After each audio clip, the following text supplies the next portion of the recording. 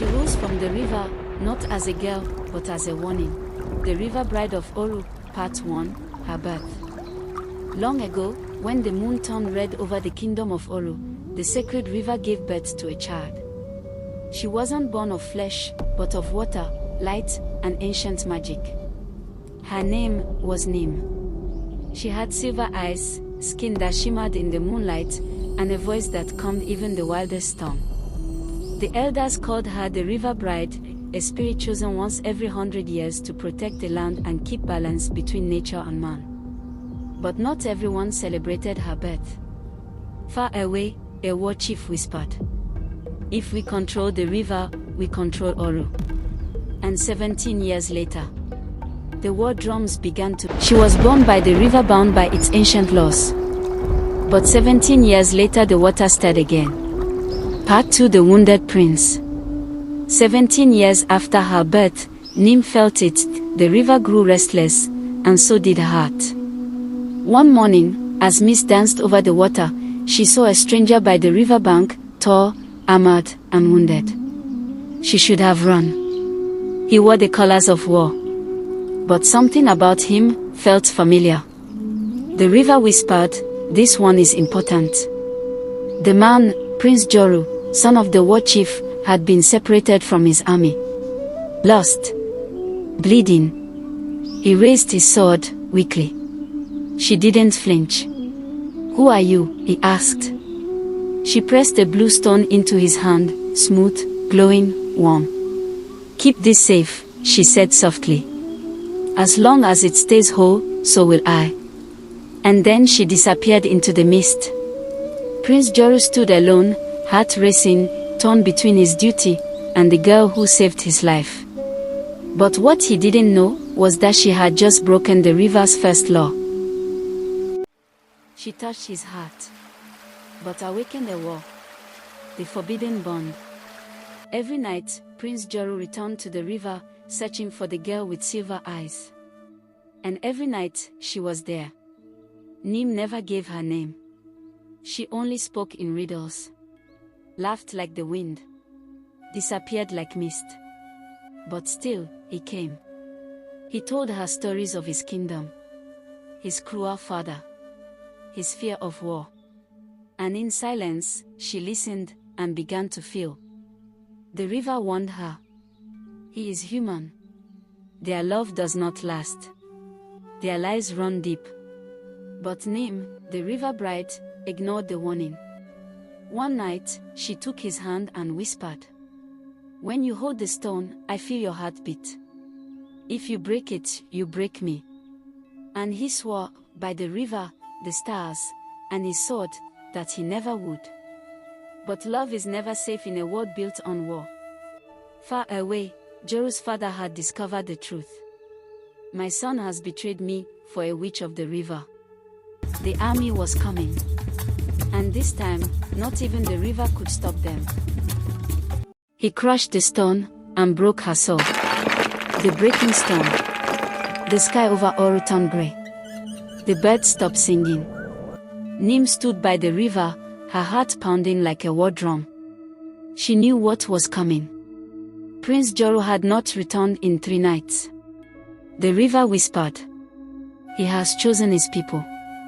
Let him go." But Nim refused to believe it. Deep in the enemy camp, Joru knelt before his father. His armor was shining, his sword sharp. "You will lead the attack," the war chief said. "You know the river well." Joru's hand trembled as he held the blue stone Nim had given him.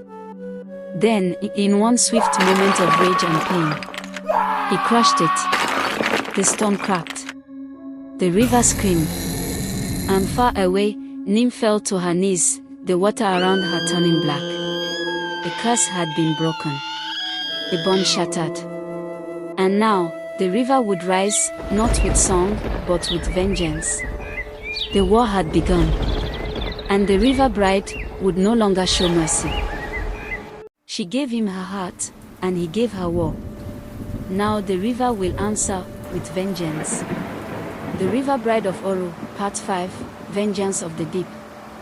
The river boiled with fury. Dark clouds gathered. Lightning cracked across the sky. Nim stood at the water's edge, no longer soft, no longer silent. She had given love. She had offered peace. Now, she would bring war. From the depths, ancient river spirits rose, their eyes glowing, their voices echoing with forgotten power. The trees bent. The winds howled. And at Nim's command, the river surged forward, a wave of vengeance. At the edge of the kingdom, the army approached. Prince Joru led them in, his face cold, the shattered stone hidden beneath his armor. But when they reached the river, it rose like a mountain. Horses reared. Men screamed. And from the storm, Nim appeared, cloaked in water and wrath. "You came with swords," she said, voice like thunder. "I answer with the flood."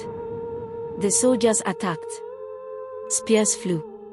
But the river was alive, and it fought back. One by one, they fell, swallowed by the current. Joru saw her, glowing through the chaos.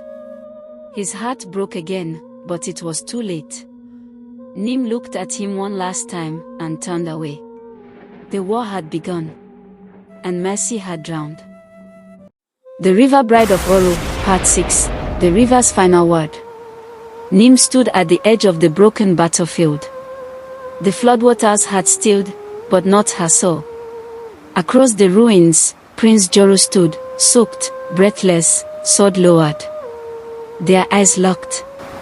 "I never wanted this," he said. "I came back for you." But the river behind her whispered, "He chose war." Nim stepped forward. The spirits hovered at her back. "You shattered the stone," she said. "You shattered me." The earth trembled. The river rose again. Joru dropped to his knees, holding the broken stone in his palm. "Then let me fix it, or let me fall with it." Silence. Nim closed her eyes, and lifted her hand. The water surged toward Joru, then stopped, inches from his face. "You will live," she said, voice like thunder. "To remember." She turned. The spirits followed. With each step into the river, her body shimmered, fading into light. Nim did not die. She became something more. The river's guardian. Its judgment. Its voice.